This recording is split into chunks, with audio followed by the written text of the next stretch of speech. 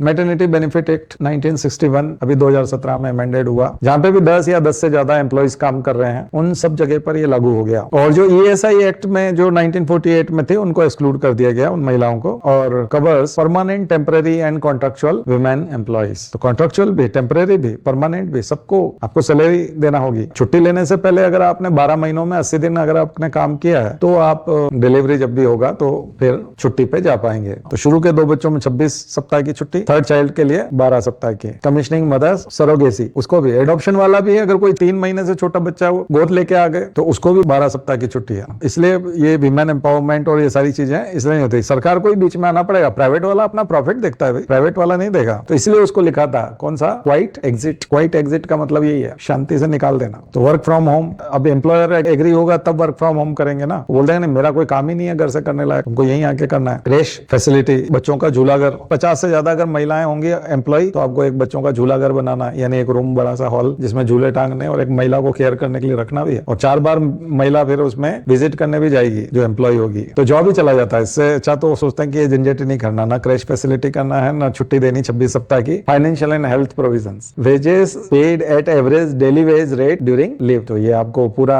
देना है, उतना ही। पेमेंट काटना भी नहीं है कि आप नहीं आ रहे हो तो घर पे बैठे हो तो आपका पेमेंट काट लें। Medical bonus if employer does not provide free maternity care, तो फिर अलग से उसको मेडिकल बोनस देना पड़ेगा। उसके अलावा 6 वीक्स फॉर मिसकैरेज, अगर ऑपरेशन कराते हैं, ट्यूबेक्टोमी बोलते हैं उसको, और फेलोपियन ट्यूब का ऑपरेशन होता है इसलिए उसका नाम ट्यूबेक्टोमी है। मेल में क्या बोलते हैं, वैसेक्टोमी। और 1 महीना तक यदि प्रेगनेंसी रिलेटेड कोई और बीमारी जुड़ गई तो 1 महीने और छुट्टी देना है। ये सब पेड लीव होंगी। तो legal safeguard, no dismissal during pregnancy और मैटरनिटी लीव, आप उसको उससे इस्तीफा नहीं लिखवा सकते या उसको सस्पेंड नहीं कर सकते, उसको घर नहीं भेज सकते प्रेगनेंसी के दौरान, तो उसको करना ही नहीं है। 2 nursing breaks daily until child is 15 months old, तो 2 बार नर्सिंग ब्रेक देना है उसको। और पेनाल्टीज इंक्लूड इम्प्रिजनमेंट और fines for non compliance, jail होगी उसको, अर्थदंड भी होगा और जेल में जाएगा निकालने वाला अगर निकाल दिया तो। ऐसा नहीं कि ऐसे ही कुछ पैसे वैसे देके छूट गए नहीं। तो रियलिटी क्या है, women excel academically but decline in senior roles. जिम्मेदारी, फिर अगर बच्चा हो गया तो उसको लगता है कि ये वाला अब रोल ये नहीं कर पाएगी तो उसको सबऑर्डिनेट बना देते हैं। पहले उसको बॉस बना रखा था, वो सबऑर्डिनेट वाला काम करती है कि तुम अब नहीं कर पाओगी। मैटरनिटी बेनिफिट एक्ट पेडली वे प्रोग्रेसिव है, लेकिन वर्कप्लेस बायस तो नहीं चेंज कर पाते। उसके ट्रस्टवर्दीनेस पर ही ऑब्जेक्शन लग जाता है कि आप कमिटमेंट ही आपका उतना अच्छा नहीं है, आप उतने अच्छे एम्प्लॉय नहीं हो क्योंकि आपके पास बच्चा है। तो government sector offers extended child care leave, private sector support uneven. तो की गैप यही है कि lack of workplace sympathy and affordable child care. केवल